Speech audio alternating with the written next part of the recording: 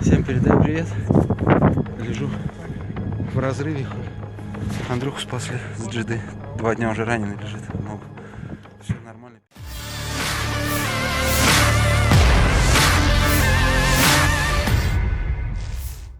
Pada Senin 1 Maret 2023, sebuah video viral di media sosial Telegram. Dalam rekaman tersebut memperlihatkan sejumlah prajurit Rusia yang sedang berbaring di medan pertempuran. Diketahui mereka meninggalkan tank mereka yang telah terlempar ke arah Ugledar dan mundur untuk berlindung saat angkatan bersenjata Ukraina berencana menghancurkan mereka. Beruntung, pasukan Putin berhasil menyelamatkan diri seperti yang terlihat dalam rekaman.